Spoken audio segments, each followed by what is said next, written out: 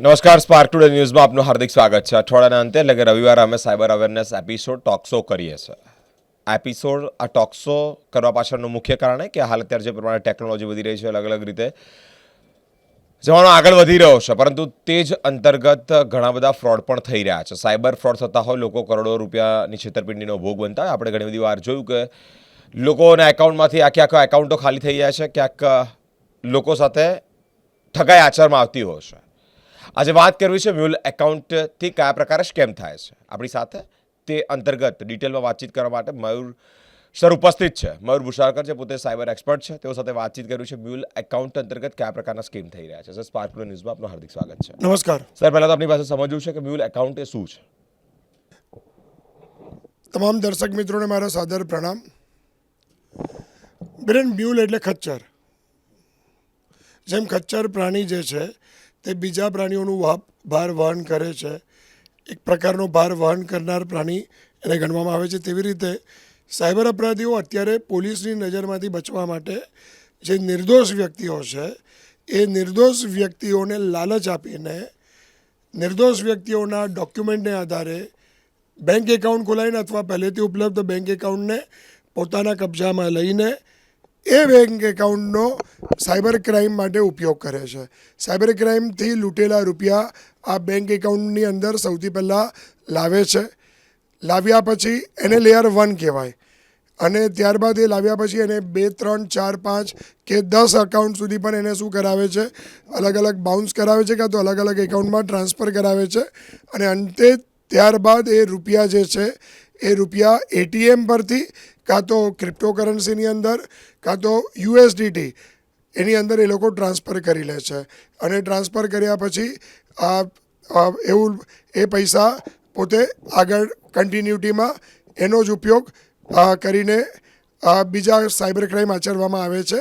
Even તો હું એવું માનીશ કે આ જે સાયબર અપરાધીઓની મોડસ ઓપરન્ડી એવી છે કે લોકોના બેંક એકાઉન્ટનો ઉપયોગ કરવાનો, એમાંથી સાયબર ક્રાઇમના લૂંટેલા રૂપિયા ભેગા કરવાના અને ભેગા કરીને પછી એને સગે વગે કરવાની આખી પ્રક્રિયા મ્યુલ અકાઉન્ટ કહેવાય છે. અને બિરેન, મ્યુલ અકાઉન્ટમાં જે ભોગ બનનાર છે ને એમાં મોટાભાગના લોકોને ખ્યાલ જ નથી હોતો કે મ્યુલ અકાઉન્ટનો ભોગ બની રહ્યા છે. અને એ મ્યુલ અકાઉન્ટમાં એમને તો એવું જ લાગે છે કે એમના અકાઉન્ટને એમને એક જગ્યા પર ઉપયોગ કરવા માટે આપ્યું છે અને તેના બદલ તેમને તગડું કમિશન મળી રહ્યું છે. પરંતુ આ એક સાયબર અપરાધીઓની સૌથી મોટી મોડસ ઓપરન્ડી છે. અને હું સ્પાર્ક ટુડે ન્યૂઝના માધ્યમથી તમામ દર્શક મિત્રોને એ કહેવા માગું છું કે આ જે મ્યુલ અકાઉન્ટ સ્કેમ છે એની અંદર એક નિર્દોષ વ્યક્તિઓ પણ ભોગ બને છે, લાલચુ વ્યક્તિઓ પણ ભોગ બને છે. અને એને કારણે એ લોકોને એક આખી જિંદગીની મુશ્કેલી સહન કરવી પડે છે અને પોતે એક સાયબર ગુનેગાર બની જાય છે. આ છે આખું મ્યુલ અકાઉન્ટ સ્કેમ. સર, જે લોકોને એવું લાગતું હોય કે આ પ્રકારે અમે આ છેતરપિંડીનો ભોગ નહીં બનીએ, સભાન અવસ્થા સચેતના ભાગ સ્વરૂપે કયા પ્રકારની બાબત માહિતી રાખવી જોઈએ?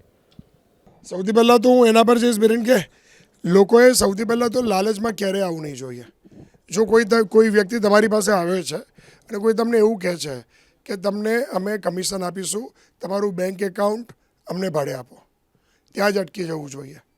અથવા તમને કોઈ એવું કહે છે કે તમારા અકાઉન્ટમાં પૈસા આવશે, એ પૈસામાંથી અમુક ટકા તમે રાખો ને બાકીના અમને ટ્રાન્સફર આપી દો, કાં તો અમને કેશ વિડ્રો કરીને આપો, ત્યાં જ અટકી જવું જોઈએ. કે સૌથી પહેલાં એ લેજિટમેટ સોર્સ જાણવો જોઈએ કે ક્યાંથી પૈસા આવવાના છે. 3, સાયબર અપરાધીઓ લોકોના ડોક્યુમેન્ટનો બિરેન ઉપયોગ કરે છે. આધાર કાર્ડ, પેન કાર્ડ, ફોટો, બરાબર. તો જ્યારે કોઈ તમારી પાસે આધાર કાર્ડ, પેન કાર્ડ અને ફોટો માગે છે ને તો ત્યાં જ અટકી જવું જોઈએ.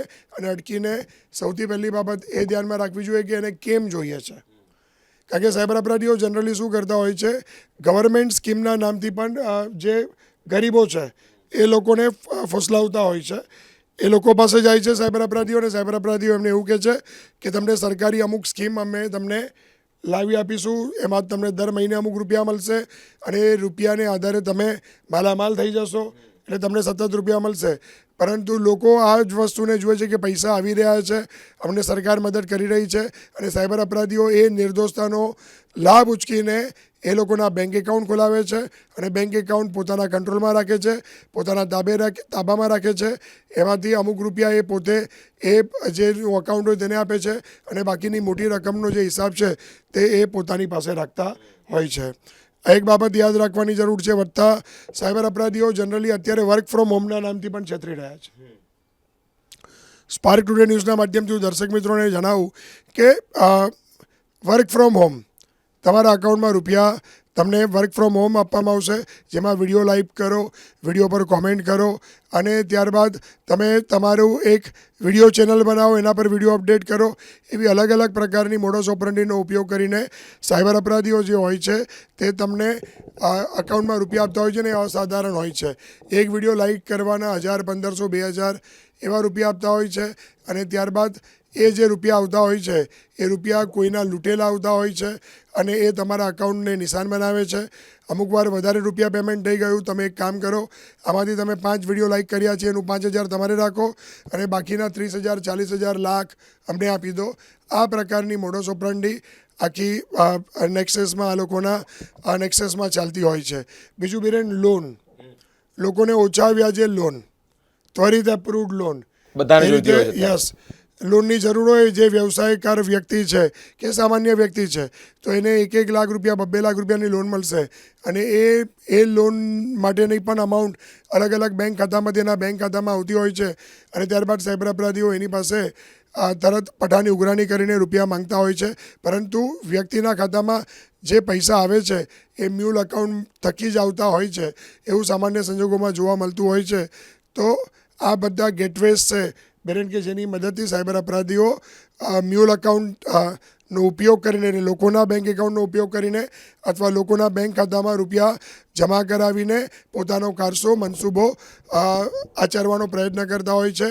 અને આ જે સાયબર અપરાધીઓ હોય છે, આમાંના મોટાભાગના જે હેન્ડલર હોય છે તે તો વિદેશમાં બેઠા હોય છે, પરંતુ જે વ્યક્તિના નામનું બેંક એકાઉન્ટ હોય કાનૂની પરિભાષામાં, એ વ્યક્તિ સૌથી પહેલો ફસાય છે. અને એ વ્યક્તિને જ્યારે ફસાય છે ત્યારે ખબર પડે છે કે એ સાયબર ગુનેગાર છે. ત્યાં સુધી તેને ખ્યાલ પણ નથી આવતો કે આ જે મ્યુલ અકાઉન્ટનો ક્યાં તો એના અકાઉન્ટનો જે દુરુપયોગ થયો છે તેની એને શું સજા મળી શકે છે. આ બધા સ્કેમથી બચવા માટેના તમે પ્રયત્ન કરી. સર, જે લોકો આ સ્કેમમાં, મ્યુલ એકાઉન્ટ સ્કીમમાં ફસાઈ ગયા છે, પોતાના પૈસા રિકવર કરવા છે, કયા પ્રકારથી એ લોકો કરી શકે? બેન, સૌથી પહેલાં તો હું તને કહી દઉં કે મ્યુલ અકાઉન્ટમાં જે ફસાયા છે ને તેમને બહાર નીકળવું બહુ મુશ્કેલ છે. કારણ કે મ્યુલ અકાઉન્ટમાં કેટલા રૂપિયાનો, મ્યુલ અકાઉન્ટમાં જેટલા રૂપિયાની ફરિયાદ આખા હિન્દુસ્તાનમાંથી એ અકાઉન્ટ ઉપર લાગેલી હોય એટલા રૂપિયા એ લાવે ક્યાંથી? એટલે હું સ્પાર્ક ટુડે ન્યૂઝના માધ્યમથી ફરીવાર દર્શક મિત્રોને વિનંતી કરું છું કે સાયબર અપરાધીઓ અત્યારે આ પ્રકારનો કારસો અપનાવે છે. ગુજરાત ગવર્મેન્ટ અને ગુજરાત પોલીસને હું શાબાશી આપું છું. એ બાબત સંદર્ભે પ્રશંસનીય કામગીરી કરી છે. મ્યુલ અકાઉન્ટ 1.0 હતું ત્યારે પણ, અને મ્યુલ અકાઉન્ટ 2.0 અત્યારે ચાલી રહ્યું છે તે અંતર્ગત પણ. અને આવા જે સાયબર ગુનેગારો છે, કારણ કે બિરેન સૌથી અગત્યનો મુદ્દો છે કે કોઈ પણ સાયબર ક્રાઇમ હોય ને એમાં 3 બાબત બહુ અગત્યની છે. એક વ્યક્તિમત્તા, બીજું બેંક એકાઉન્ટ અને ત્રીજું સિમ કાર્ડ.